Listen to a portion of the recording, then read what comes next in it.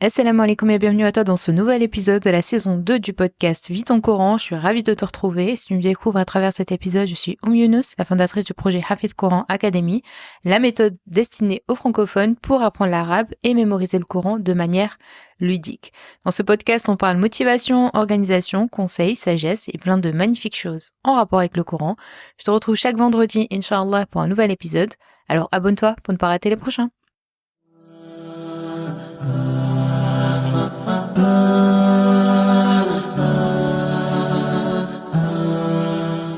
Alors aujourd'hui, je te retrouve pour parler d'un thème qui va venir compléter mon dernier épisode, l'avant-dernier, puisque le dernier c'était l'annonce de la formation Umrah. Donc je tenais à remercier tous ceux qui nous ont rejoints dans la formation Umrah. C'était 2 jours vraiment très intensifs où vous avez pu donc vous former au rythme de la Umrah, participer donc et poser vos questions. Donc je vous remercie pour tous ceux qui ont participé à cette formation. Qu'Allah vous facilite votre voyage et vous permette d'accomplir d'autres Umrah et d'autres Hajj, Inch'Allah. Alors, donc l'avant-dernier épisode, c'était celui qui parlait de l'endurance. Donc on avait vu ensemble en quoi consistait la notion d'endurance. Mais aujourd'hui, je voulais qu'on décortique le nom en arabe, qui est sabr. Comme tu le sais, la langue arabe, c'est une langue qui est très riche et c'est incomplet de traduire un mot en arabe par un autre mot en français. Donc, le fait de traduire sabr par endurance, on va dire que c'est un peu trahir la traduction du mot puisque ce n'est pas exactement ça.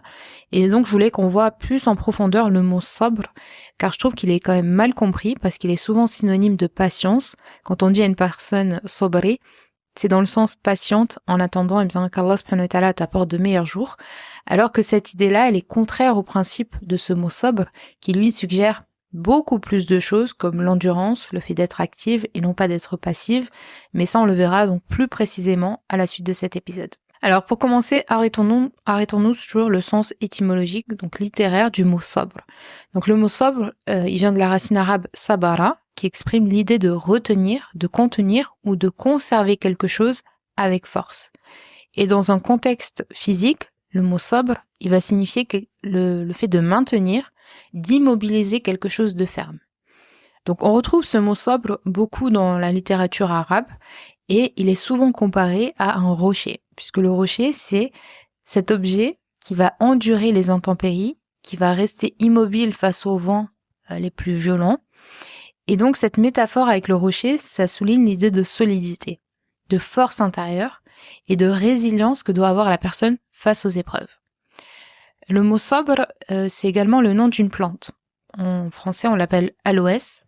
Et c'est une plante qui est assez spéciale puisqu'elle est connue pour survivre dans des climats qui sont plutôt arides. Et donc, malgré son environnement hostile, elle va pousser avec persévérance. Donc, on voit, subhanallah, que chaque mot en arabe a vraiment une forte signification. Et donc, ce serait très, très réducteur de résumer le mot sabr à la patience. Donc il y a vraiment cette idée de résilience, d'action, comme on le voit par exemple avec cette plante qui malgré le contexte, on va dire négatif ou qui n'est pas à son avantage puisque c'est un climat aride, et bien malgré cela, elle va continuer à pousser, à croître avec persévérance. Et donc nous, on doit être comme cette plante. Certains penseurs affirment que le sabr, il va être également il y a cette idée d'amertume. On connaît cette expression qui dit « La patience est un arbre dont la racine est amère et dont les fruits sont très doux ». La patience est un arbre dont la racine est amère et dont les fruits sont très doux. Donc le fait de pratiquer le sabr, ce n'est pas quelque chose de facile. C'est pour ça qu'on dit que c'est quelque chose d'amer. Mais les résultats qui vont résulter de ce sabr, eux, ils vont être très positifs, ils vont être très doux. Donc dans notre religion, la notion de sabr, elle revient très souvent, que ce soit dans le Coran ou dans les hadiths. Dans le Coran, il y a énormément de ayats dans lesquels Allah subhanahu wa ta'ala évoque le mot sabr ou ses dérivés. Quand Allah subhanahu wa ta'ala dit certes Allah est avec ceux qui sont patients, inna Allah ma'as sabirin, ou également dans une traduction du sens de la ayah dans Surat Az-Zumar, quand Allah subhanahu wa ta'ala dit ô mes serviteurs qui avez cru, craignez votre Seigneur. Ceux qui ici-bas font le bien auront une bonne récompense.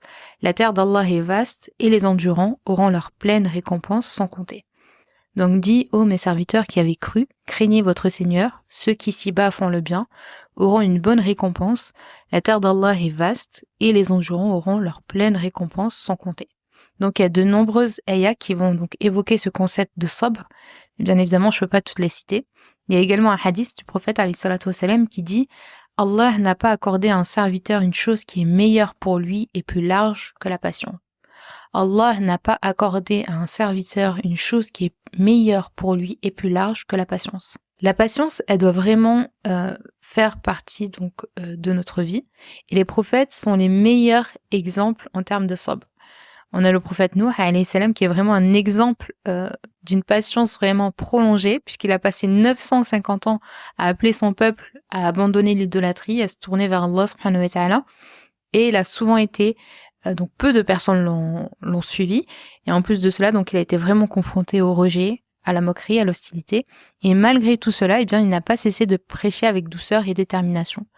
Également Ibrahim alayhi salam, donc le prophète Ibrahim, qui lui a fait preuve d'une patience exemplaire avec toutes les épreuves qu'il a vécues, et dont l'une qui était celle de devoir sacrifier son fils Ismaïl alayhi salam, donc ce fils qu'il avait tant attendu, et donc ça vraiment ça nécessite vraiment un grand sabr. Il y a le prophète Ayyub, alayhi salam, qui a perdu sa santé, qui a perdu sa richesse, qui a perdu sa famille, et qui pourtant est resté ferme dans sa foi.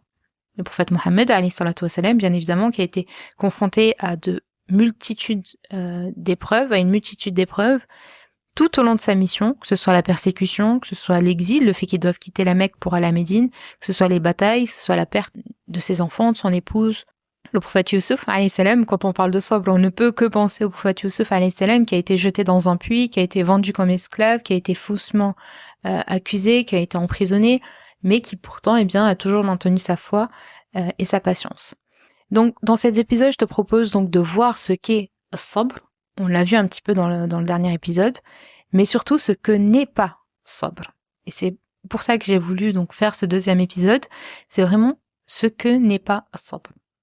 Donc le sabr, c'est un mélange entre une patience, mais c'est une patience active mélangée avec une maîtrise de soi. Donc le sabr, ça signifie pas d'attendre comme ça passivement que les choses s'améliorent. Le sabr, c'est une action qui est consciente et c'est une action qui est réfléchie face aux difficultés. Donc c'est le fait de réfléchir, de réagir intelligemment face aux difficultés que tu vis. Et donc, du coup, ça va demander une maîtrise de soi. Ça va te demander de maintenir ton calme, d'agir avec sérénité pour surmonter les obstacles tout en restant fidèle à tes croyances. Donc ça nécessite vraiment, le sabr, une maîtrise de soi parce que c'est une réponse interne, le sabr, à des défis extérieurs. Donc c'est le fait d'avoir tous ces obstacles, ces épreuves, de se maîtriser et d'avoir une réponse intelligente. Tout en sachant que et tout en ayant confiance en Allah subhanahu wa ta'ala et en sachant que ce que l'on vit, eh bien, vient d'une sagesse d'Allah subhanahu wa ta'ala.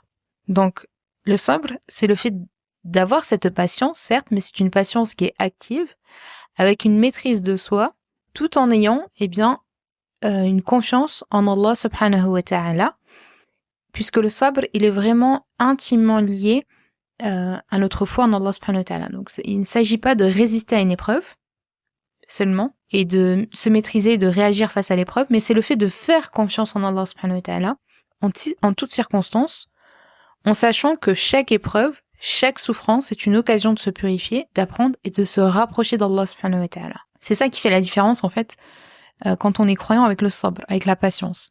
Le sabr, c'est plus que ça, c'est pas juste patienter, c'est le fait de patienter, mais de manière active, tout en se maîtrisant pour répondre à ces épreuves d'une manière intelligente, puisque la réponse doit être conforme à nos principes et à notre religion, tout en ayant confiance en Allah subhanahu wa ta'ala, que cette épreuve vient de lui et qu'il y a une sagesse derrière. Et en ayant confiance en Allah subhanahu wa ta'ala, le sabr, c'est ce qui va te permettre d'accepter les épreuves comme faisant partie, eh bien, du décret d'Allah subhanahu wa ta'ala. Donc le sabr, il va impliquer une acceptation des épreuves comme faisant partie donc du plan d'Allah subhanahu wa ta'ala, et que chaque épreuve qui t'arrive vient pour une raison précise. Donc le sabr, il consiste à accepter cette réalité, que la vie est faite d'épreuves et que tu vas être éprouvé, tout en continuant à avancer avec détermination. Et c'est ça qui est très fort avec le sabr, c'est le fait de savoir que je vais être éprouvé, d'accepter cette épreuve, mais de continuer à avancer. De continuer à avancer, mais pas de n'importe quelle manière. De continuer d'avancer avec obéissance à Allah subhanahu wa ta'ala. C'est le fait de patienter, de continuer à avancer également dans ces actes d'adoration. Donc, il ne s'agit pas donc d'avoir des problèmes, de les résoudre, mais c'est de maintenir en même temps une constance dans nos actes d'adoration. Donc, même lorsque la vie devient difficile, le sabr, c'est ce qui va te permettre de rester ferme dans ta salat, de rester ferme dans ton jeûne, dans tous les actes d'adoration, même si ça te demande des sacrifices. Par exemple, si on prend les 5 salats quotidiennes, le sabr, c'est ce qui va te permettre d'avoir cette discipline de faire tes 5 salats, alors que ta journée, elle est chargée, que tu as énormément de problèmes, et c'est le fait de s'arrêter et de se dire, oui, mais malgré ma journée chargée, malgré les problèmes, eh bien, c'est l'heure de ma salat, je la fais. Et c'est ça, ce sabr, c'est ce qui va te permettre de rester proche d'Allah subhanahu wa ta'ala, malgré les difficultés de la vie. Et ça, bien, ça va te demander, eh bien, de contrôler tes émotions et d'avoir une certaine discipline. Puisque le sabr, c'est le fait donc d'avoir cette patience et cette détermination dans les actes d'adoration, mais c'est également avoir une certaine gestion de ses émotions dans son comportement. Donc le sabr, il est lié donc à ta capacité de contrôler tes impulsions, de ne pas réagir de manière impulsive, à rester discipliné, même face à des situations où tu pourrais t'éloigner d'Allah subhanahu wa ta'ala ou que tu pourrais réagir de manière impulsive. Donc, par exemple, bien évidemment, quand tu es en état de colère. Donc, tu es face à une situation et tu es donc en colère. Le sabr, c'est ce qui va te permettre de ne pas réagir de manière impulsive, de ne pas parler de manière blessante, mais c'est ce qui va te permettre de maîtriser tes émotions et de choisir les réponses les plus constructives. Parfois, ça peut être juste le silence, pour faire face à ces situations. Le sabr, c'est également l'espoir en l'avenir. Donc, le sabr, il est lié, c'est pour ça que c'est pas bien de juste le réduire à la patience, puisque le sabr, il est lié également à un optimisme. Ce n'est pas le simple acte d'accepter ces épreuves, de faire confiance en Allah subhanahu wa ta'ala, de chercher des solutions, mais c'est une forme d'espoir qui est active en cherchant la récompense d'Allah subhanahu wa ta'ala. Donc même dans les moments les plus sombres, le sabr, c'est ce qui va te rappeler que la difficulté, elle est temporaire et que le soutien d'Allah subhanahu wa ta'ala, il est toujours là. Donc quand tu traverses une période difficile, le sabr, c'est ce qui va te permettre, au lieu de te concentrer uniquement sur le problème, eh bien tu vas utiliser ce sabr pour garder espoir, pour rechercher activement des solutions, tout en sachant qu'Allah subhanahu wa ta'ala te guidera vers ce qui est le meilleur pour toi. Donc ça, c'est tout ce qui est sabr. Donc le sabr, on l'a vu dans l'épisode précédent, dans l'endurance, il va s'appliquer dans tous les domaines. Donc que ce soit le sabr envers toi-même, le sabr envers les autres, le sabr dans tes actes d'adoration, le sabr en société, etc. Donc ça, je l'ai plus développé dans le premier épisode. Dans cet épisode-là, je voudrais plus parler de ce que n'est pas le sabr. Parce qu'il y a vraiment une idée erronée par rapport au sabr. Donc le sabr, ce n'est pas de la passivité, de l'inaction. Il y a certaines personnes, elles confondent le sabr avec une attitude passive. Elles pensent que ça signifie attendre sans rien faire. Donc je vais invoquer Allah subhanahu wa ta'ala, je vais attendre qu'Allah il me donne une issue. Le sabr, ça ne signifie pas rester immobile ou résigné face à une épreuve. Donc le sabr, il implique de faire face à des difficultés tout en agissant activement pour les surmonter. Donc il ne s'agit pas de rester sans réagir, mais de continuer à avancer avec foi, même quand on rencontre des obstacles. Le sabr, ce n'est pas également une résignation. Donc, quand Allah subhanahu wa ta'ala dit « Inna Allah ma'a sabirin », qu'il est avec les endurants, ce sont les personnes qui ne sont pas résignées face au malheur. Le sabr, il ne doit pas être utilisé comme une excuse pour accepter passivement le malheur ou une situation dans laquelle on est. Parfois, il y a des personnes, elles vont dire « Je sabr parce que c'est mon épreuve dans la vie ». Et elles sont là, elles sont résignées en se disant « C'est ma vie, c'est l'épreuve dans ma vie ». Alors que faire preuve de sabr, ça signifie pas accepter tout ce qui est injuste sans chercher à s'améliorer. Au contraire, le sabr, ça implique de faire confiance en Allah subhanahu wa ta'ala avec une volonté d'agir pour améliorer sa situation. même si ça implique des efforts ou des sacrifices. Le sabr, ce n'est pas également une absence d'émotions. On l'a vu, c'est une gestion des émotions. Donc, le sabr, ce n'est pas ignorer sa tristesse, ignorer sa douleur, ignorer sa colère. Le sabr, ça implique de gérer ses émotions, mais de manière saine, tout en restant ferme dans sa foi et son comportement. Donc ça veut dire ressentir la douleur, tout en restant forte intérieurement et en continuant à agir de manière donc juste. Le sabr, ce n'est pas également accepter de l'injustice. Encore une fois, il y a des personnes qui disent c'est mon épreuve, c'est comme ça. Non. Le sabr, ce n'est pas une soumission à l'injustice. Le sabr, il ne doit pas être confondu avec l'acceptation d'une oppression, d'une injustice. Le sabr, ça ne signifie pas abandonner tes droits. Ce n'est pas une justification pour être opprimé ou pour laisser d'autres personnes nous léser. Donc le sabr, il inclut la capacité de chercher la justice, de faire respecter tes droits, tout en restant patiente, certes, et respectueuse, mais on ne doit pas utiliser le sabr pour ignorer des injustices. Donc si par exemple, dans le cadre du travail par exemple, et qu'une personne te prive de tes droits, tu peux pas dire je sabr, c'est pas grave. Et tu vas rester silencieuse et tu vas accepter cette injustice. Mais tu vas demander tes droits de manière respectueuse, tout en restant patiente dans le processus de réclamation. C'est ça la différence. Il faut pas dire c'est mon épreuve, je l'accepte, c'est comme ça, bon, je patiente, ça ira mieux demain, Allah subhanahu wa ta'ala va me donner mieux. Non. Ça, ce n'est pas être endurante.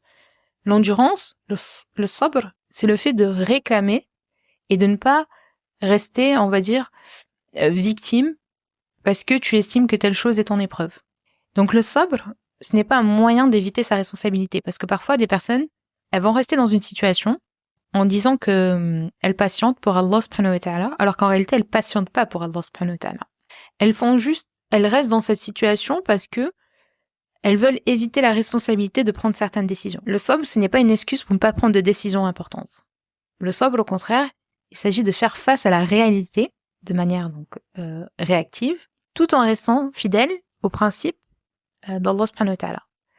Donc ça implique de prendre des mesures pour améliorer sa situation, tout en ayant confiance en Allah subhanahu wa ta'ala. Il y a des personnes donc qui vont prétendre faire preuve de patience, alors qu'en fait c'est une hypocrisie, parce qu'elles ne font pas, en réalité elles ne font pas preuve de patience pour Allah subhanahu wa ta'ala. Elles le font parce qu'elles ont peur de prendre des décisions, elles ont peur parce que elles ont peur du regard des autres, elles ont peur de l'inconfort que va amener certaines décisions, qui vont l'amener dans disons que leur épreuve, on va dire, pour elles c'est une zone de confort. Elles savent c'est pas la meilleure des situations, mais elles connaissent cette situation, elles s'y sont habituées. Et elles vont dire, je sabr. Pour Allah subhanahu wa ta'ala, c'est mon épreuve.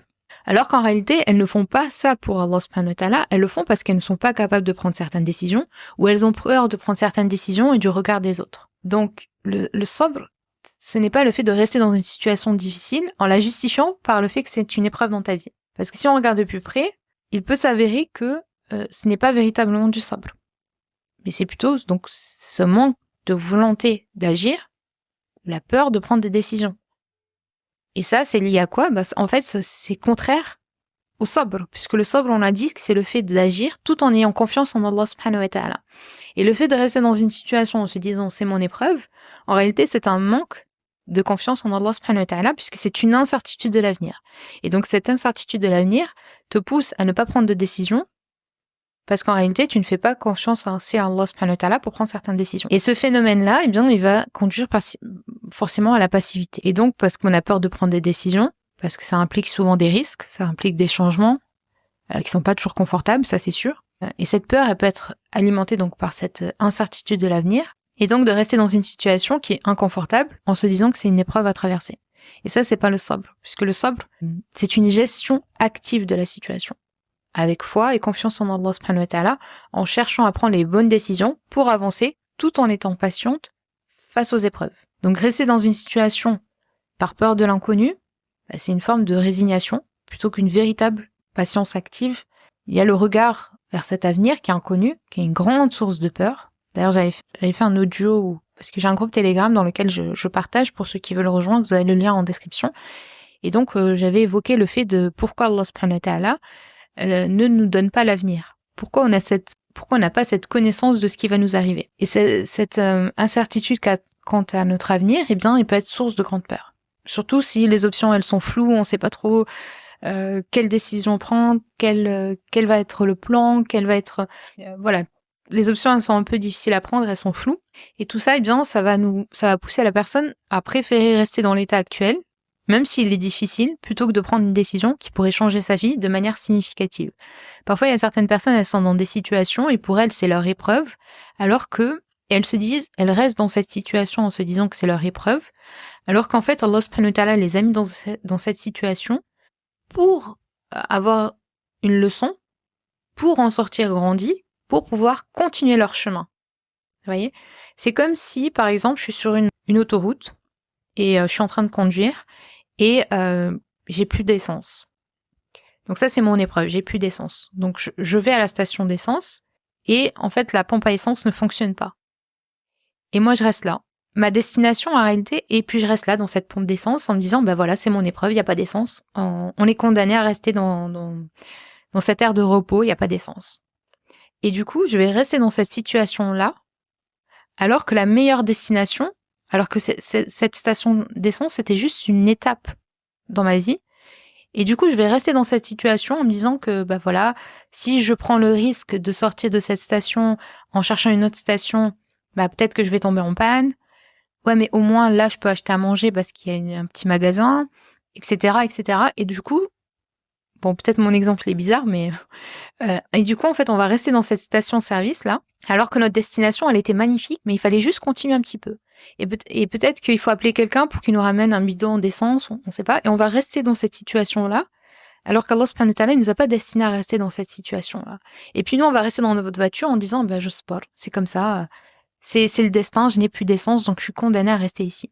Alors qu'en fait, il y avait des solutions, mais toi, tu as peur de prendre ces décisions-là, et tu restes dans cette situation, alors que cette situation, c'était juste pour faire le plein.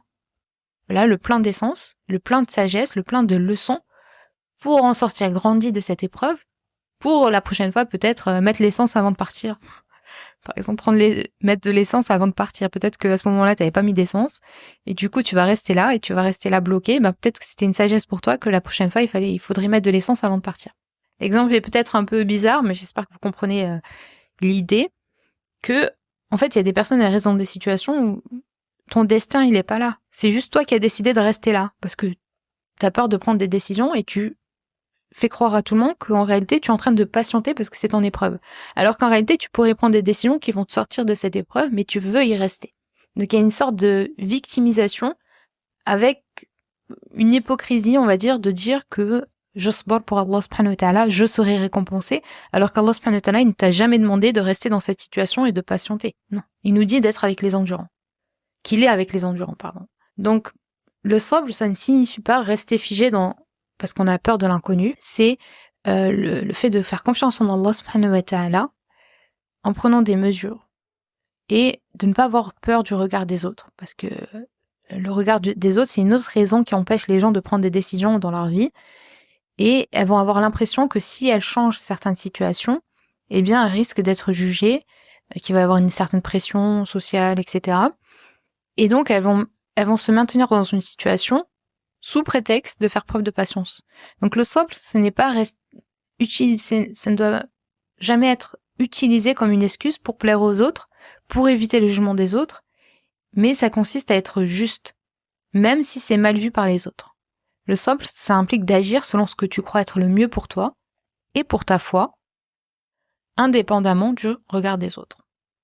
Donc les personnes qui se retrouvent dans une situation, elles peuvent être dans l'illusion que rester là où elles sont en attendant que les choses se passent, c'est une forme de patience. Mais en réalité, ça c'est une forme de refus de prendre des mesures pour améliorer sa situation. Donc le sabr, véritable, c'est être active. Ça signifie prendre des mesures tout en restant patient dans le processus, parce que bien évidemment, tout changement dans une vie va demander de la patience, puisque va y avoir des difficultés dans tout processus, il y a des difficultés au départ. Donc, rester dans une situation sans agir, ce n'est pas de la patience, c'est de la passivité. D'accord ? Ce n'est pas du sabr, c'est de la passivité. Et le sabr, il implique une capacité à agir tout en restant confiante, même dans l'adversité, qu'Allah subhanahu wa ta'ala, ma'as sabirin, il est avec ceux qui persévèrent et qui sont endurants. Donc, la clé, c'est de comprendre que le vrai sabr, ça ne consiste pas à rester figé dans une situation par peur de l'inconnu ou du jugement des autres, mais bien à continuer à avancer avec foi, avec les actions, bien évidemment, qui sont conformes à notre religion. Et donc, le sabr, ça va impliquer une action réfléchie, donc c'est le fait d'agir pour améliorer sa situation de manière réfléchie. Donc, le sabr, on l'a vu, ce n'est pas de l'impulsivité, c'est de peser le pour, le contre, et de voir quelle action mettre en place. Ensuite, faire confiance en Allah subhanahu wa ta'ala, en sachant que même si les choses semblent floues ou incertaines, Allah subhanahu wa ta'ala est avec toi et qu'il a le meilleur des plans. Et le sabr, c'est également le fait d'accepter l'incertitude. C'est le fait de comprendre que l'avenir est incertain et que les épreuves font partie de la vie, mais garder l'espoir que tout se passera pour le mieux avec le temps, Inch'Allah. Donc il faut chercher à comprendre pourquoi tu restes dans cette situation. Est-ce que tu crois que c'est ta destinée ou est-ce que tu fais confiance en Allah subhanahu wa ta'ala tout en cherchant à améliorer ta situation? Ou est-ce que tu restes dans cette situation par peur de l'inconnu ou du jugement des autres? Donc le sabr, ça inclut l'action.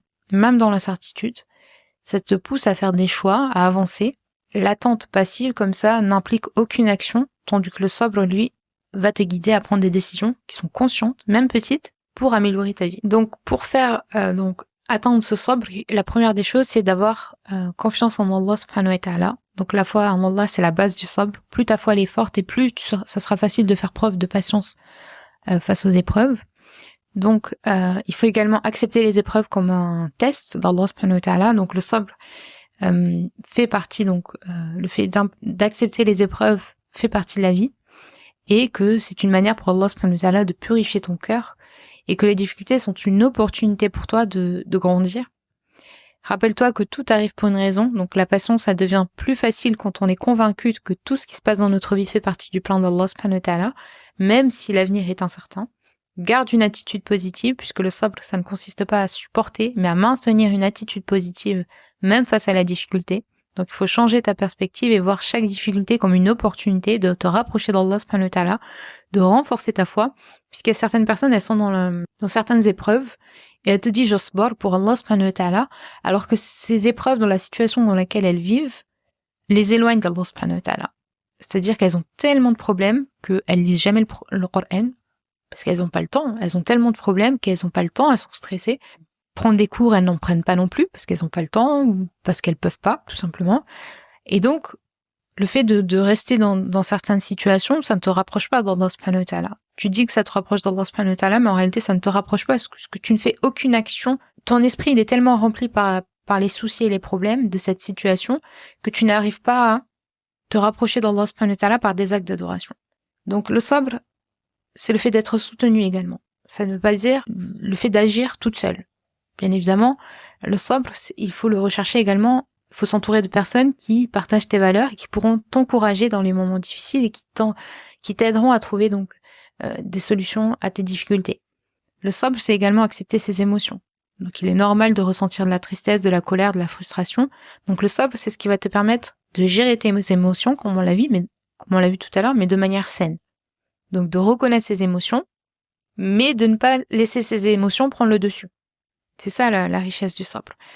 C'est le fait de ne pas patienter dans une situation dans laquelle donc on va rester passive, mais le fait de gérer ses émotions, mais la réaction qu'on va avoir à cette situation en acceptant ces émotions, mais ces émotions ne doivent pas prendre le dessus sur notre décision.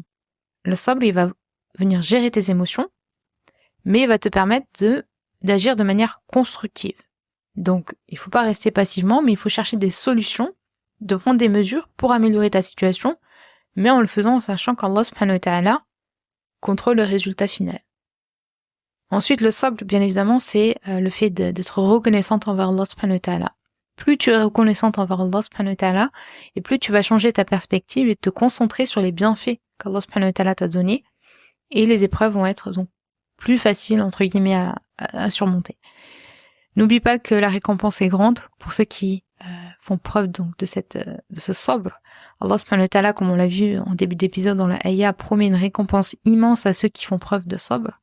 Donc se rappeler que cette promesse, elle peut rendre des épreuves beaucoup plus faciles à traverser et que tu seras récompensé à chaque fois que tu auras fait preuve de cette patience.